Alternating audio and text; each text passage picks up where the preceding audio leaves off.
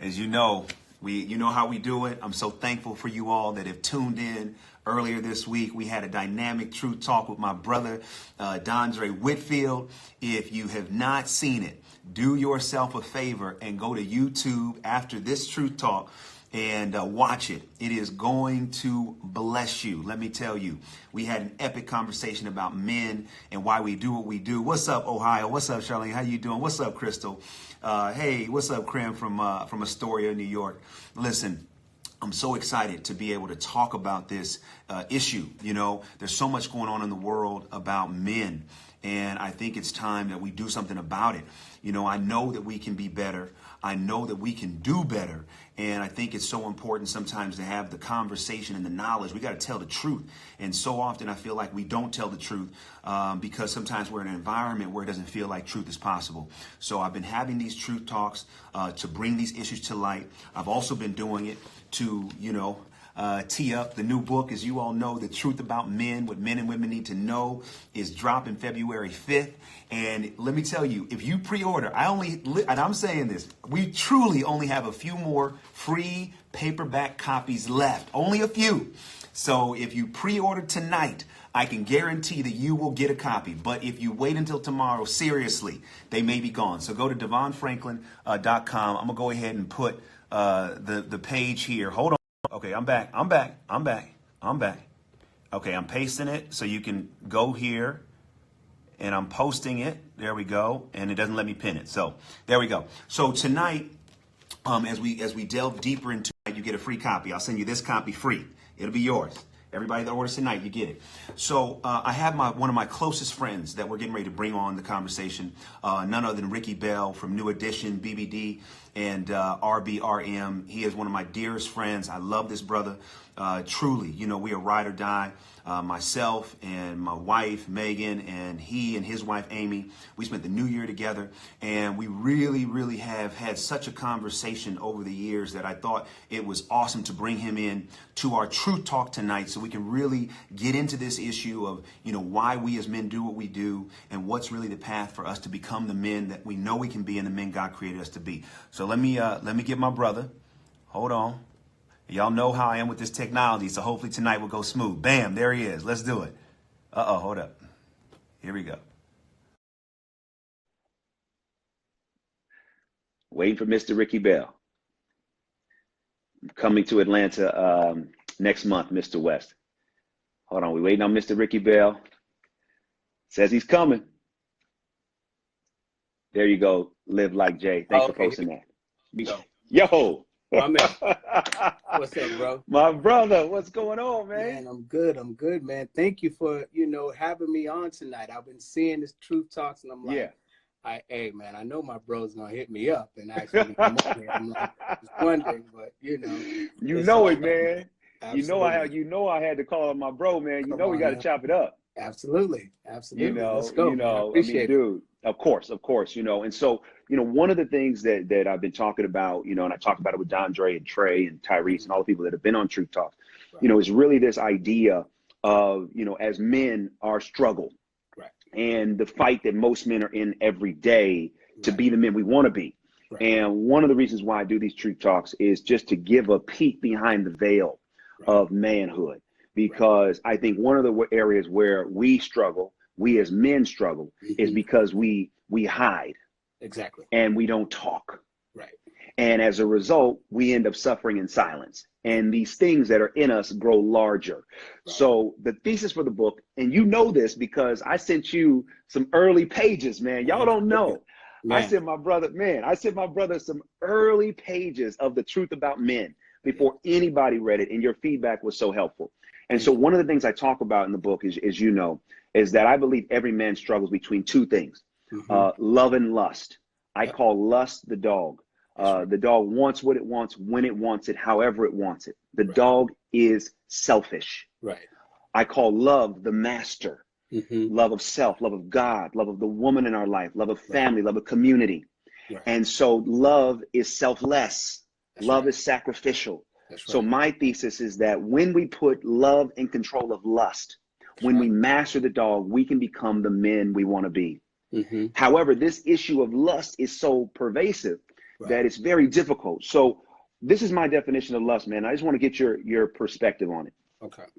I define lust as anything that is personal. It's an impulse for anything personal, professional, sometimes spiritual, sometimes financial. That's right. That is detrimental, that we want by any means necessary, that's right, no matter the outcome. Right. So talk to me, because lust can be more than sex, right? Lust can be about money. It can be about so many different things. Right. How have you handled this issue of lust relative to this definition? Well, I think when a key word you said was when it's detrimental, either to our health, to us, to our relationships or just our lives in general. Yeah. I think for a lot of men, and even myself, when we're not able to recognize the damage or seeing the consequences of acting out of lust, so because a lot of times, as men, we go through life, say in my position, when I'm first, introduced to, I guess, sex, in a way, it's like I'm in the business. I grew up in the business, 15 years old. I'm traveling all the world around the world, and, women are throwing themselves at us, right? So for us at that time, as far as relationships, like sex becomes the goal, and to sleep with as many women as possible, to conquer as much as you can, becomes the goal. It almost becomes a badge of honor and a contest. And when you're with your buddies and you're living in this way, it's not until we get into a serious relationship or we start to mature as men in other areas. We start to have families. We start to be, commit ourselves to one woman and all of this, that you're able to actually see how that lifestyle affects you as a man. And I think, and as men, if we're not able to recognize that, if we're not practicing an awareness of what this type of life leads to and how it affects us spiritually, emotionally, it affects our souls and how we interact, in our real relationships with everyone in our lives, then then we just go on and live that way. We just think, because I think there's also this kind of idea that when we get married and when we get in a serious relationship, that is the only person we'll ever want to desire, as far as the flesh. Like, I'm in love, she does everything for me. We connect in such a way, I won't ever have a desire for anyone else. And although that is a great idea, I believe, like you said, lust is one thing, and love is a totally different thing. And just because we're married and we're in a committed relationship, we have to make a decision not to act out. The Bible says when you're tempted, it doesn't say if you are. So we will be tempted. That's exactly. right. So when we're tempted, and I think that, sometimes, I know for me, in my own experience, like there was like getting married, even though I love my wife dearly, she's been the best thing that has ever happened to me. Yeah, he's amazing. There was that fear of like, oh my God, like, what is it going to be like for me to be with only one one for the rest of my life? And it's a fear that I'm almost like afraid to even talk about. Like, it's how dare you even think like that? This is your wife. This is the one you're in love with. You're supposed to only want to be with her. And that is true. But there's that fear of like, I've never been married before. I've never done this thing before, and that's a natural fear that as men, I think we don't talk about enough. Right. I agree with this, man. Dude, well, you're driving down my street, man. And this is one of the reasons why I wrote the book, and I talk about this in the book, this idea that, I even talk about, Megan and I, we got married, and I'm thinking, oh, hey, that's the dogs don't go to sleep. It's all good. And then what I realized after, a few months, like, wait a minute, this dog didn't go to sleep. These desires, these thoughts were there. And I was like you, like, we don't talk about these things. There's no manual for marriage. And it's like people tell you what it is, but you don't know what marriage is until you get in it.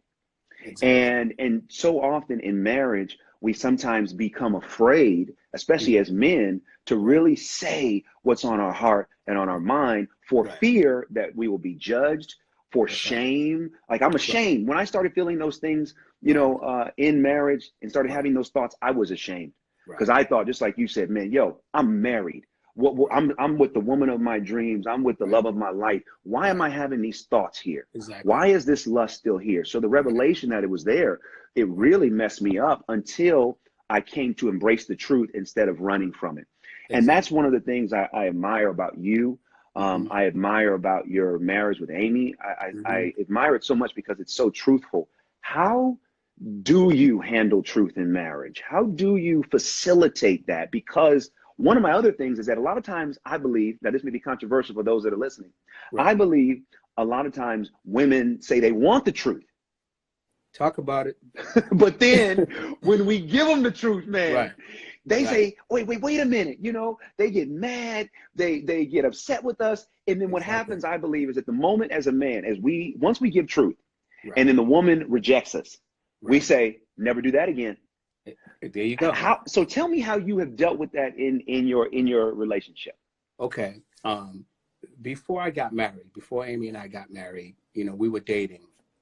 And at the time we were dating, I was still doing my thing. I was still being a player, dating other women, messing with a lot of other women.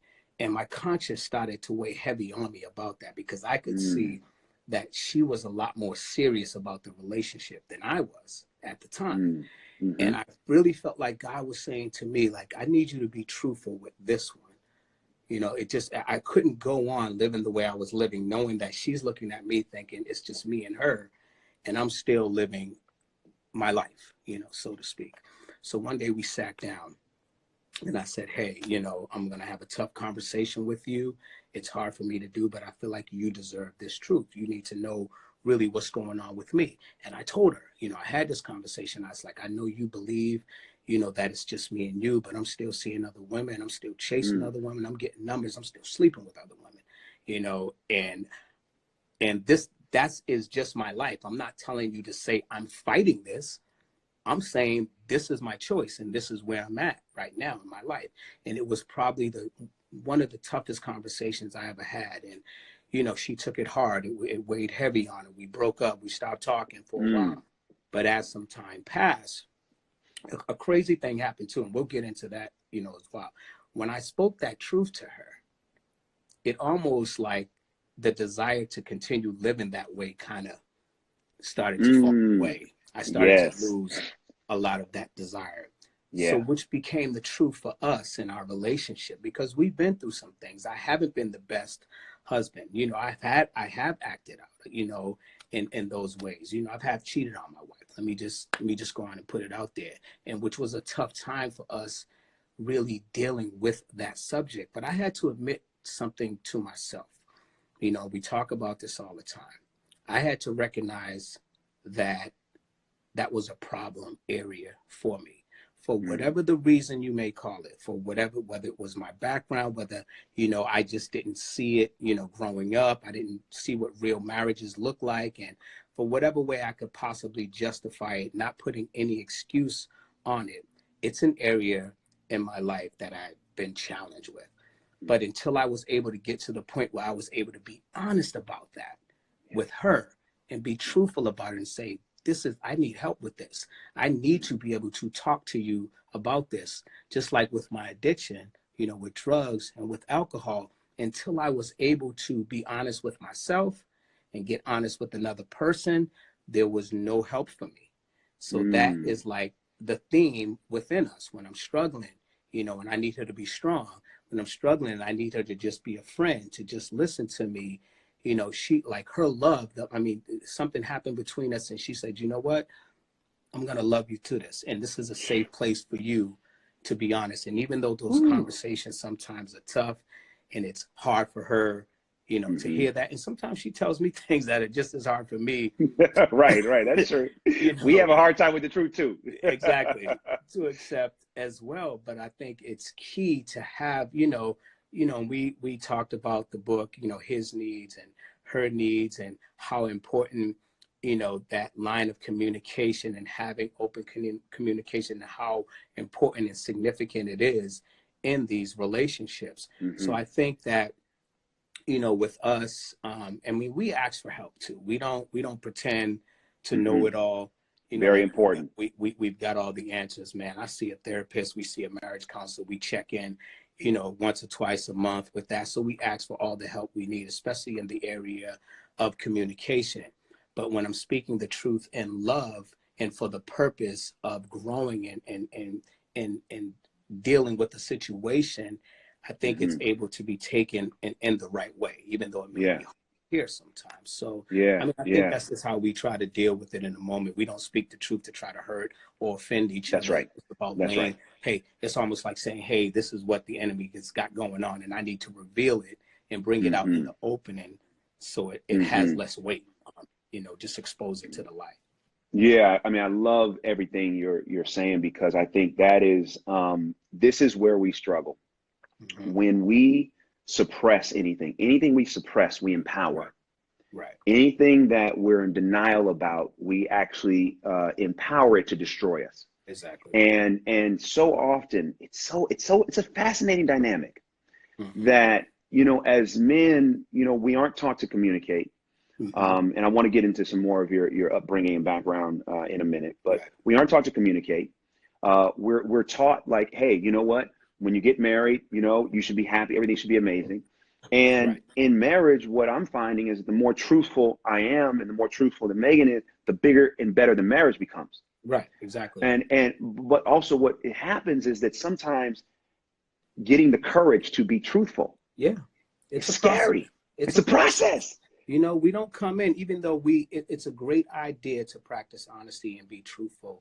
Let's be real with ourselves. It is a process, and it is a day-to-day practice. It's situational. Some days I don't get it right. I want to say that, great, I'm embracing honesty, and I'm just going to be 100% brutally honest, from this point on, but I'm not always, and I do struggle with that. And sometimes I'm challenged with situations, and it could be, and I'm not talking just about, the relationship when it comes to, my challenges, with the opposite sex and all. I'm just talking, it could be anything. She could be asking me about, her music or whatever it is. And, I'm trying to, find the right words to say so that I'm not offensive, but I still need to be as honest as possible with that situation. So this is just all around with all of our experiences, not just, when it comes to sex or anything like that. That's right. It's more expansive than that. It's much more expansive than that.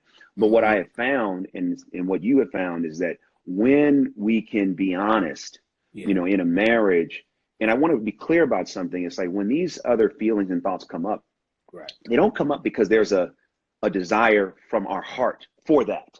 Exactly. That's a flesh thing.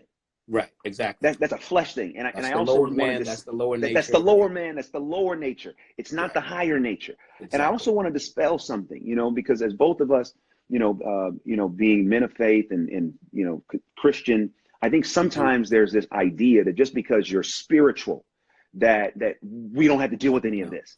Right. And I think that the church many times has done us a disservice because instead of having a healthy process for us to learn how to deal with these issues and not suppress them, the church just says, hey, you're saved, sanctified, filled with the Holy Ghost. Like, it's going to be fine. Like, well, not always. That's right. You know what I mean? Like, I'm saved, sanctified, filled with the Holy Ghost, but I need some information here. That's right. I need to know how to do this thing because these thoughts and these feelings are here and I don't know how to process them. Right. And God forbid you act out on one. There you go. There you go. And then it's like, how could you? Yeah. So, I love what you're saying in terms of, having truth, owning that truth, but also, having the right tone. I did a post yesterday where I said we have to monitor our tone because sometimes when we have the wrong tone, no matter what our truth is, it may not get heard. There you go. There you go. And I think what's important is, you got it. When it comes to honesty and speaking truth, I found that what my experience says to me is like, okay, I'm practicing this spiritual way of life, right? Applying spiritual principles in every area of my life. So while I could be honest in business or, in other things or with other relationships in my life, I find that as I practice that, things are more highlighted to me. Yeah. So God is saying, okay, I see that you were truthful with that deal over there about this situation, with the other family members, but now I'm going to highlight this situation over here, and I need you to be more honest about that. So I think what's important is that we try to practice this way of life in every area of our life, because as we do that, more is revealed. You know, we honestly don't even know what we're not being truthful about, or what is, you know, particularly significant at the time or in that relationship. Or maybe she doesn't quite need to know that. She doesn't need to know that, you know, girls are DMing me all the time and I need to tell her all of that, you know. So some things I may say, okay, cool. Why would I hurt her like that? But as time goes on in situations, if they become a problem, whatever, you find that, okay, now I need to open up just a little bit more. But it comes from doing the best you can that day to practice, you know, honesty in all of your affairs. Yes. Which I think is important. Mm-hmm. Speaking of honesty, when you have missed the mark as a man and as a husband, how do you make it right? Because one of the other reasons why I wrote this book, The Truth About Men, is because I believe it's time for us as men to take accountability and responsibility for our actions. And, you know, from what I know about you, you do that very well. What's your process, and how have you as a man, when you've missed the mark, gone about correcting it? Okay. And it's been a learned process and practice, and something that I continue with today. Going back on, you know, my addiction, you know, to drugs, to alcohol and everything like that. There was a time when I was struggling with that I was so ashamed of myself and what I was dealing with, that it was really hard for me to ask for help, because I had built up, I guess, this image of how I wanted to be perceived, you know, on the outside, and how I wanted people to see me, even within my marriage, of how I wanted to look. And I worked so hard to keep up that image. God forbid you see me any other way, which was very detrimental to me, to my recovery, to my growth, and to every relationship that I had, because I was hiding in the shadows and trying to deal with something that was so deadly, you know, to me, and was actually killing me, until I got to the point where I could say, you know what, this is a problem for me. I really need help. I don't know what I'm doing, and I'm able to open up.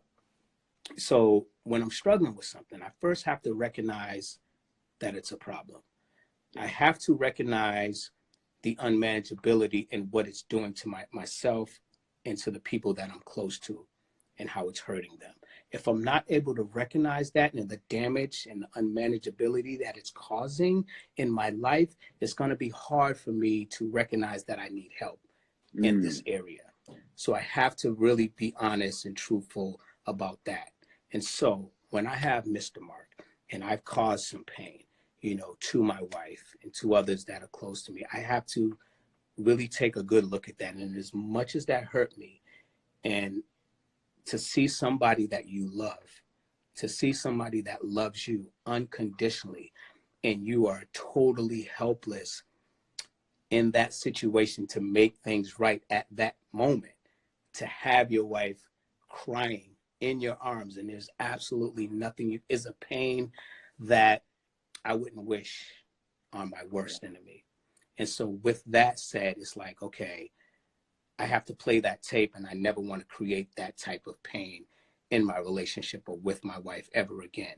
So me being able to open up and say, okay, this is really what's going on with me. Although I hurt you, and although I never want to do that again, just that fact alone is not enough for me. You know, not wanting to cause pain, not wanting to kill myself with drugs and another overdose and end up back in the hospital or in a rehab. Those facts alone are not enough. I actually have to put some feet to what I believe, and put some feet to my faith, and you know, and so I ask for help. You know, me and you, man. I pick up the phone and say, "Yo, bro, I'm going through something. I know that I need to be patient right here. I know that I need to practice self-control right here in this area, but I am powerless, you know, and I need the one who has all power. I need some help, some outside help to help me apply this situation." So for me, the biggest and the best thing, that the most effective thing I've ever done is surrender to this process, ask for help when I need it. And I find that when I do that, I'm able to set the groundwork for God's grace to come into my life and do for me what I can't do for myself, because I still give him all the power. I still give him all the responsibility, because as soon as I say to myself, I got this, you know, I'm in trouble. Man, you know? and the enemy wants us to get to that place, to think we Right. got it and that we don't need the help. Man, Exactly. dude, what you just said, deeply powerful. Deeply powerful, man. I mean, Absolutely. seriously, very, very emotional. Just even as I'm hearing you talk, man, it's hard to pull back the tears, man. Deep, Yeah. really Thank you. deep. And I appreciate your candor, man, your transparency. I believe transparency leads to transformation. Absolutely. And I think your transparency is not only transforming your life, but it's Yeah. transforming everyone that's listening. I You mean, have mentioned, we've been blessed with so much in yeah, our relationships and in our career and our lives. We're in a very, you know, we talked about this on New Year's, about being in this position, and yeah, not a lot of people wouldn't understand this life that we live, but it's a big responsibility on us as well.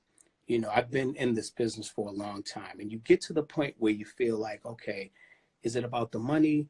Is it about the fame? Like how much more famous can I be? How much more money can I make? How many more hits can I have? And you find that these things never really fill that hole, that void that's there. I find that the only thing that really fills that is giving back and sharing. So I really feel like our marriage is sort of our ministry in a way, you know, and it's we're representing, yeah, you know, I mean, marriage, I mean, you know, that's a covenant, not with just, you know, your wife. It's a covenant you're making with God.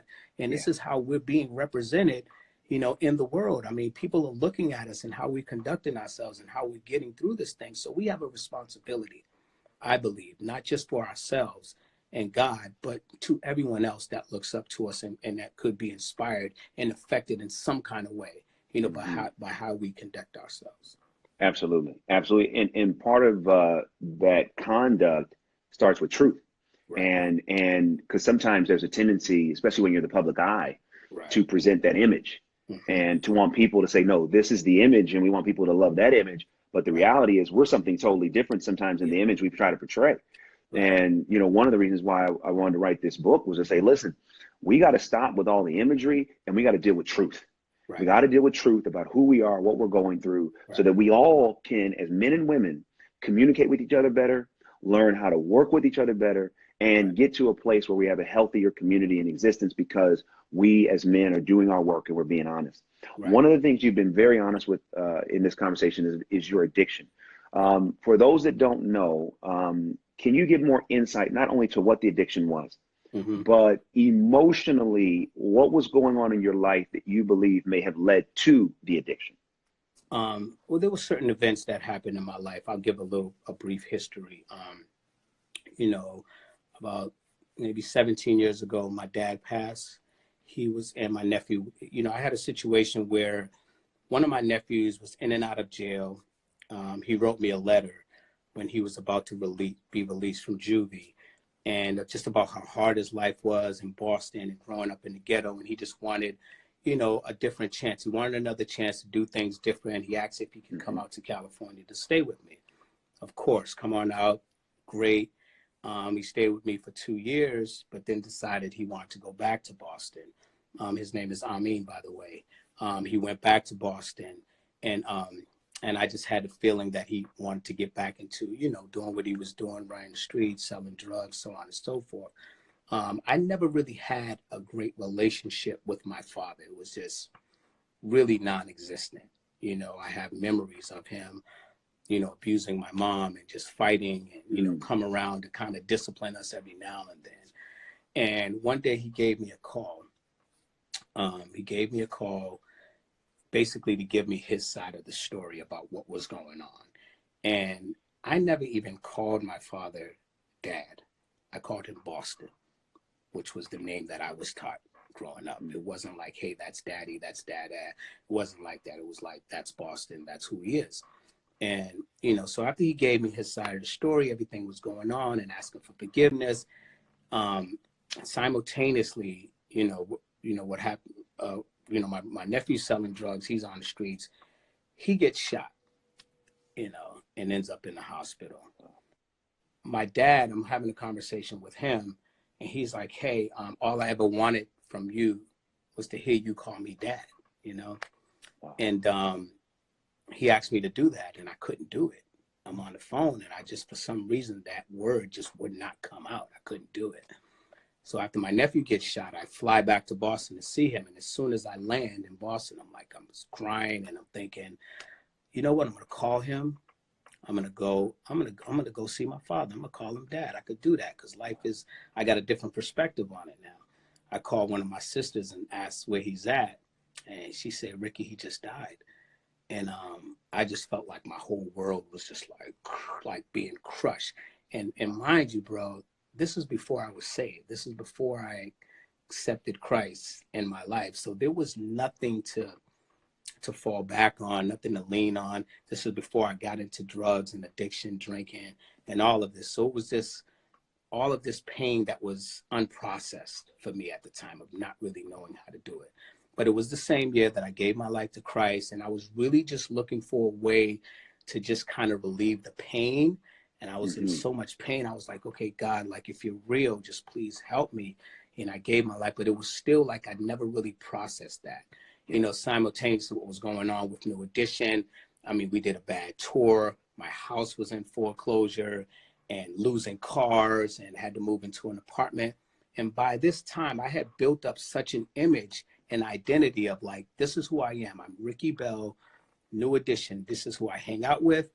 This is what I wear. This is what I drive. This is what I do. That's my image. And when all of that stuff was taken away, I didn't know who the hell I was.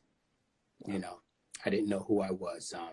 Got offered some Coke one day at a party, and it seemed to relieve, it seemed to numb, it seemed to give me an escape, numb all the pain, numb what was really going on. And it became my go-to anytime I felt anxious or fear or any kind of threat or any kind of pain. It became my go-to. And, you know, cocaine and drugs runs in my family, you know. Oh, is that right? I mean, yeah, my dad was an addict, my brothers, you know, a few of my sisters. So it is something that I wasn't really cognizant of at the time that ran in my family, and it grabbed a hold of me. And there's many stories that I could say that's go on. And I don't ever want to justify it. I don't ever want to say that, you know, this person or this situation was the cause of that, because I made that decision, and I was the one that had to make the decision to talk about that truth and to reveal that to get help. But there's been situations where I've had a year sober and I relapse.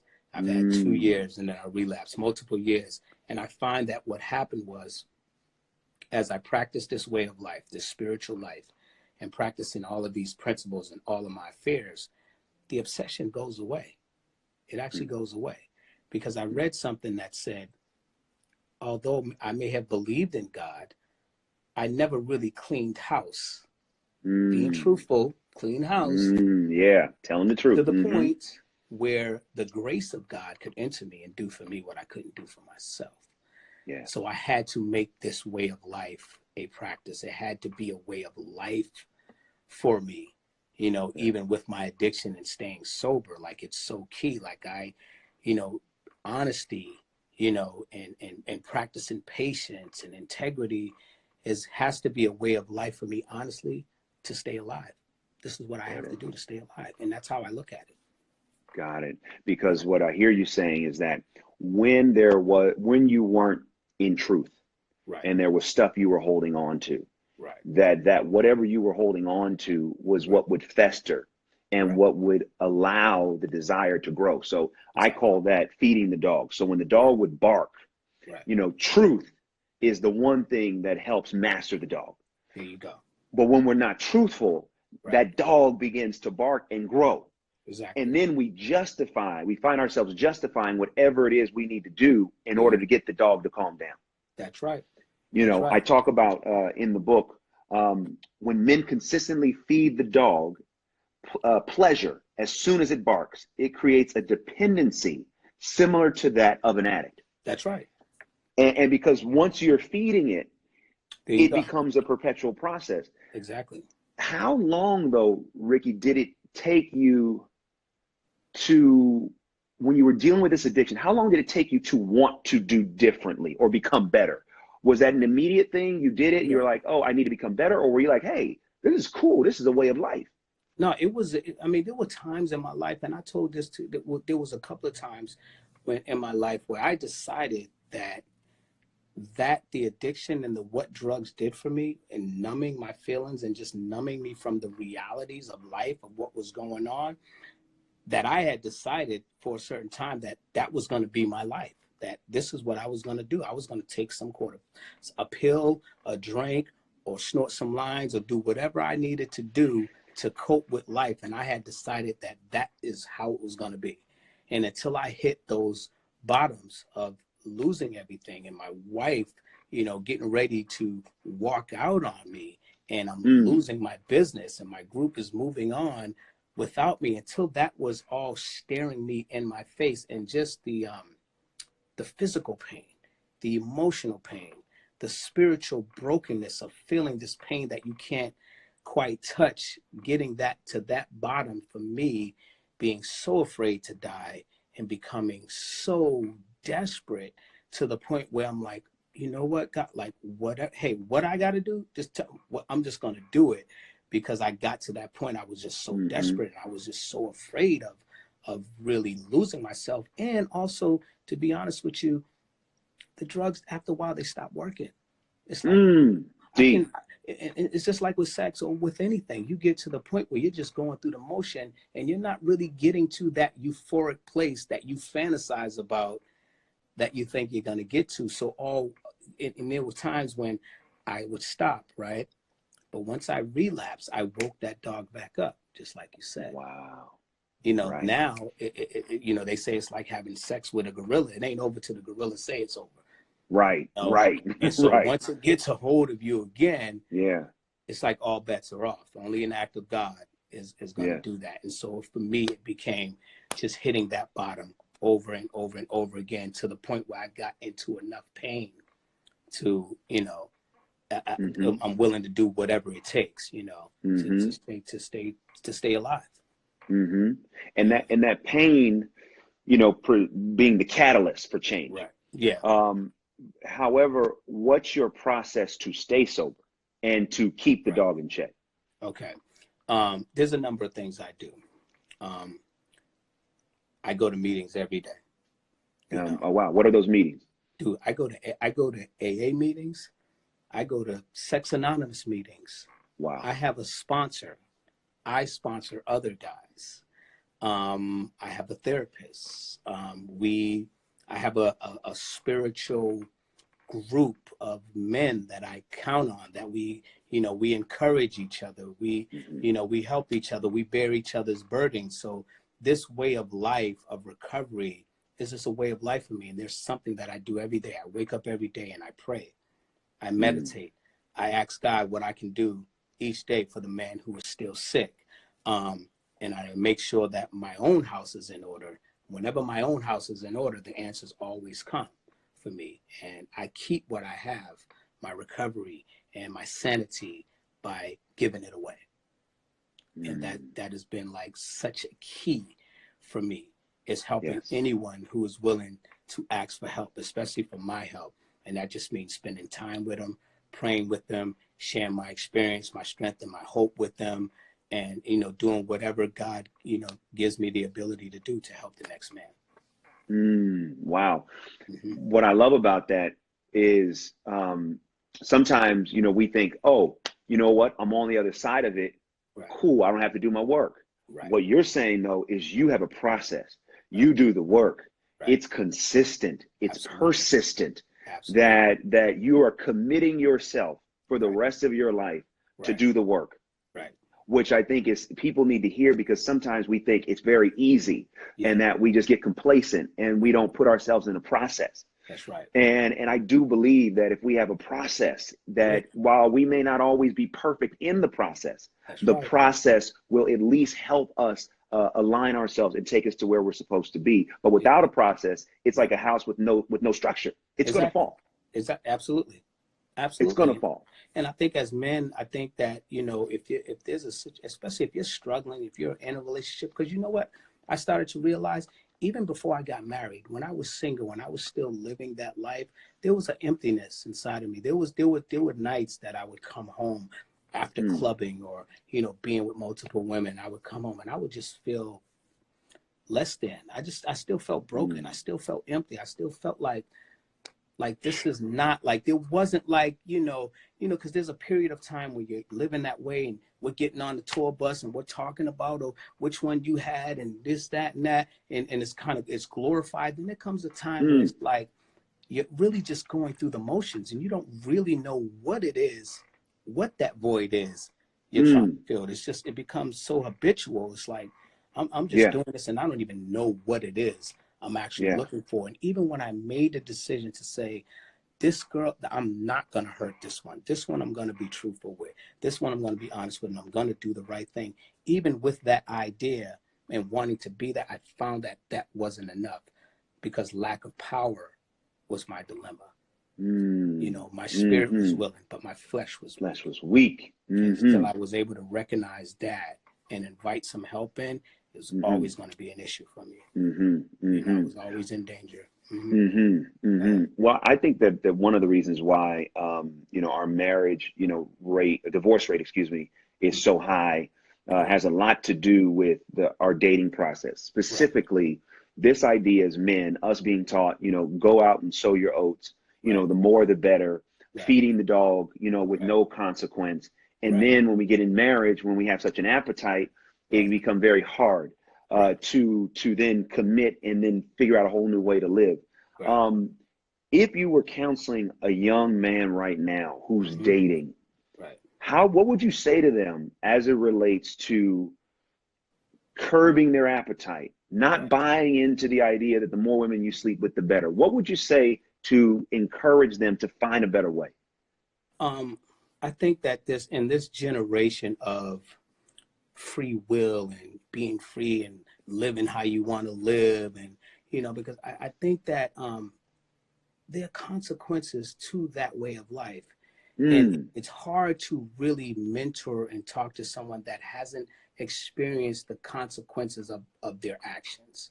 So when we're growing up, adults may tell us this or that, but something in us as young men say, you know what, that happened to you, but I'm different. Like, I'm not, and even when we get in our relationships, it's like, no, you don't know the love we have. Like, our love is so strong, and it's so different and unique that we're going to just be able to conquer anything, because you think that feeling that you have for this other person is so strong that is what's going to get you through those tough times. But I would say to that, just like my pastor said to me when I got married, he said, brother, you are not going to be able to do this by yourself.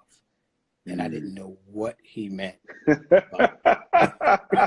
But you soon found out. Exactly. I found out. I was like, oh my God, I need help. I need help. So, I would just say to any young man from my own experience, that's looking to get married and be in a committed monogamous relationship, don't be afraid to be honest and talk about your struggles if that is a struggle for you, or just even if you just need help just managing the day-to-day responsibility of being in a relationship. Don't be afraid to ask for help. As a man, I think we have egos, and I've been taught that my ego is not my amigo, and it's not my best friend. And although it may be helpful in some areas. I like that. My ego is not my amigo. Y'all need to go ahead and tweet that. I like that. And so, we have to be, I think a real man is courageous, and this life is not for the weak. Living a godly life, a spiritual life is not for the weak. It's for the strong. It's for the courageous. And, the strong man is able to ask for help, when you need it. When we're weak, I think if we confess our weaknesses, he'll be strong, and we can boast about our weaknesses. That's where God shows up, and he does for us, again, what we can't do for ourselves. Man, that was beautiful. Thank you. One of the reasons why I wanted you to do that, because I think it's important, as men, because especially in the Black community, there are so many of our children being raised by single mothers. And so there's an absence of fathers sometimes in the home. And so that advice right there that you gave was fathering those that may not have ever heard anybody say that. And what you shared about your father, was deeply profound. And I wrote about fatherlessness in the book. There's a chapter 8 called Create a Safe Space. And I just want to read this. we've talked about the reality that most men have some form of brokenness. You mentioned brokenness as we've talked, and many have never acknowledged or healed from it. Well, the deeper reality is that this brokenness is often inflicted on men by their fathers. Yep. We're in something of a fatherhood crisis in this country. 63% of people who commit suicide come from fatherless homes. Men who grow up without fathers are more likely to act out, abuse alcohol and drugs, have low self-esteem, have a hard time dealing with stress, and suffer from depression or anxiety. Men raised by physically or emotionally abusive fathers are more likely to become abusers themselves and to harbor the self-hatred that makes them desperate for ways to feel good about themselves, most often through sex. That's right. So I'll read this other paragraph. When a father isn't around to teach a boy how to be a man, or the only lessons he teaches are fear, domination, and humiliation, we shouldn't be surprised when the boy grows into a man who has no idea how to live in a world where he's expected to show love, vulnerability, and fidelity. I've shared with you my experiences surrounding my father. He died when I was 9, and I've had to pretty much face my entire life without a father to turn to. Even today, the pain of not having him around still deeply affects me. It took years of nurturing by my mother and the women in my family, and years of my own prayer and discipline and development to avoid becoming a statistic. Fathers have a powerful, irreplaceable impact on how their sons show up in the world as men. That's right. And I wanted to write this. I wanted to read that because we aren't fathers yet. However, it's important for us to still father as much as we can, the best we can. That's right. And I think that, you know, from our conversations, you do that so well. You know, I've learned so much from you, just in terms of managing the process, how to handle, you know, your truth, how to, you know, still admit, hey, here's what I'm going through, but still aspire, you know, to be better. How have you been able to heal, or let me ask you, are you healed from the wound of not having a father? And if you aren't healed, how have you been able to manage dealing with how you feel currently, given that you did not have a father growing up? I would say that I'm healing. I don't believe that I'm fully healed. I don't know that I'll ever be, in a sense, because for me, it's been, when I'm acting out in what other way it may be, right? When I'm tempted to act out or whatever, there's something on a deeper level going on. You know, on the surface, we could say it's lust. You know, we can say it's ego, and that may be, you know, the hormones driving us as younger men, right? As we get older, it's a deeper issue. It's a spiritual malady, in a sense. It's really an act of, what's going on beneath the surface is I don't feel that good about myself. So I need to validate myself by conquering this woman, getting over on this woman in some sort of way for me to be okay with myself, you know? And unless I can recognize that and know that I am good enough and that I'm fine, I don't need that validation, because it's a perceived need. I don't actually need that, right? God has given me everything that I need. So, you know, and so when I'm in that, I'm like, you know, it's really what I'm trying to manage is the loneliness. What I'm trying to manage is, you know, that self-doubt and that, you know, not believing, you know, in myself, or that I am good enough. And so I need this person or this thing outside of me to validate me, which is the core issue behind all of this addiction and this lust. And I believe when men are acting out, I believe that. I believe lust is probably the thing that's on the surface that may be driving that in some way.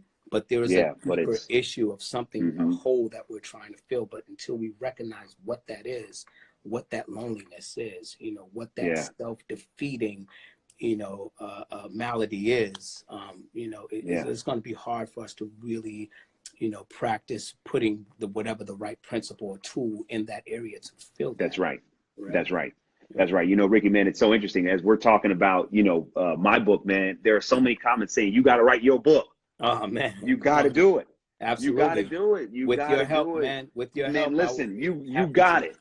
Not only would I help you get the book deal, but I'll also write the forward, man. I'll read whatever pages you got, because the word that you are sharing tonight is it's beyond powerful, beyond. And you said something, else that is just literally like, you're right here lockstep with the book. And people are asking me what this is. This is my new book, The Truth About Men. Yes. You can pre-order it right now. It doesn't drop until February 5th, but if you pre-order it tonight, seriously, I only got a few more of these copies. I'm going to send you a free copy. Man, and I'm telling y'all, from what I've read so far, is so powerful. Please get this book, men or women. Absolutely, men. I mean, women, this will give you so much insight on the brain and men and how we think and how we operate, and it will bring you so much understanding in your life and in your relationship. So I pray that you pick this up. Man, I appreciate that, man. I'm gonna read one thing, and then I'm gonna ask you one question, and Instagram's gonna kick us off. Okay. Toughness versus enoughness. Most men, and this is on page 226 of Truth About Men. That's what the book is called. That someone was just asking. Most men fight this internal war of doing versus being. Toughness versus enoughness. Right. Manhood isn't taught in terms of men doing, not in terms of men being. This is causing untold damage to men. How? Because men usually try to find worth in what we do, not in whom we are. What we do is external. Right. Who we are is internal. That's right. We all have a need to feel validated. That's a natural internal need. However, I believe that when we seek something external to fill the void that is internal, it will never work. Never. Internal problems can't be fixed by focusing on external solutions. That's right. Men, think about it. We keep building, doing, buying, but ultimately despairing because it's not enough. That's right. It will never be enough. That's right. It can't be enough. Yeah. Healing our brokenness can only come from less doing and more being. Right. I believe, my brother, that you are personifying this, that you are being. And this conversation, I think, really shows the world the process that goes into being and finding your value there, not in doing. One thing I want to ask you, one last thing before Instagram kicks us off, which is, the book is called The Truth About Men. Yep. What is the one truth you think women need to know about men that some women just don't know? Oh my God. I think women believe that all men are dogs, I think women believe that once a cheater, always a cheater. I don't believe that's true. Based on my own experience and just from, guys like yourself that are in my circle. I think that that's a good question, man. I think that what we talked about in the beginning, when a man falls in love with a woman, right? And this has happened with people that are close to me and my own person. She's enough. This is my wife. I love her. But the fact that a man can be tempted or have desires for the flesh of another woman, I think with some women is so outrageous, like, oh my God, like how dare he look at another woman? I think that thing of once you fall in love with someone, like that, all of that goes away is a lie. It's just not true. And although your man loves you, and I do believe that, I love my wife to death. I would do anything for her. But I still have to recognize that is a situation and an area for me that I must work on continually, and as men, I would just say, women out there, open the door and allow the groundwork for the communication for your significant other to be able to be honest with you about whatever is going on in that relationship. And I'm talking about rigorous honesty will save your relationships. Whether you messed up, whether you're tempted to mess up, or whatever secret challenges or thoughts that may be going on inside of you. If you can open that door of communication and make it a safe place for you guys to share like that with each other, I mean, the sky's the limit. Your relationships will grow leaps and bounds. Ooh, man, I completely agree. I completely concur that that rigorous honesty is so important, because what it does is when you're honest and you can have a safe space, you know, with the woman that is in your life, whether you're in a relationship or you're married, when you can have a safe space there and talk about anything and have rigorous honesty, it takes the stigma off of being shame or guilty about anything. And it takes the desire away from one to go do anything. It really does. Because you're with the person that can handle all of who you are. Exactly. And it just, oh man, and I pray that anyone who's watching this conversation will take that away from this conversation. That that rigorous honesty and having an environment to handle the truth. And sometimes, you know, for men or women listening, you may be in a situation where your significant other will give you some truth, and it could literally rock you to your core. That's right. But before you judge them, you get angry at them, if you can't do anything, just sit and listen. Right. Just sit and listen and say, you know what? Thank you for telling me. Let me process. And then once you get to a place where you can have a good conversation, come back to them. But don't vilify someone for telling you the truth. Don't get angry at them, because if your man, if talking to women now, if your man comes to you and tells you truth, it's a sign of how much he loves you. And how much he doesn't want to do whatever truth he's revealing to you. Exactly. It's not the sign of like, oh, him wanting to do something else. It's actually a sign of like, yo, I love you so much that I want to tell you what's really going on because I need your help. That's right. And it's so important to know that there is victory in vulnerability. And my brother, you have exemplified that tonight. Dude, you are an inspiration, and I can't thank you for opening your heart to not only me tonight, but the world. You can just go back and watch all the comments, man. You have touched a lot of lives tonight, my brother. Thank you, bro. And I'm so grateful. Me, man. I appreciate it. Of course, I think on the next one, man, make sure y'all go get that book. The next one we'll invite our wives on. Yes, we're gonna do it. We're gonna do it. Y'all want that? We're gonna bring Megan and Amy. Y'all want to do that? We're gonna do it, right? We're gonna do the couples edition of Truth Talk. Y'all heard it here first. We're gonna do the couples edition of Truth Talk. I haven't done that yet. So we're gonna mix it up. So for those of y'all, before Instagram kicks us off, if you pre-order The Truth About Men tonight, you can go to my website, DeVonFranklin.com/truth. Order it tonight, and I will send you for free a paperback advanced reader copy for free.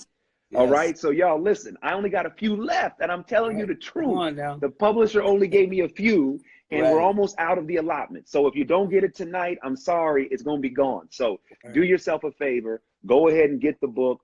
It'll bless not only you, it'll bless your relationship. It'll also bless you if you're single. It'll give you information. And if you've appreciated the conversation tonight, it's all that and more. And also, we're going to repost this on YouTube. We're going to blast it out. So please share it with anyone you think will need it. And my brother, you're my brother for life. I appreciate you, man. Love you much. Love you, bro. Talk to you soon. All right, dog. Be cool now.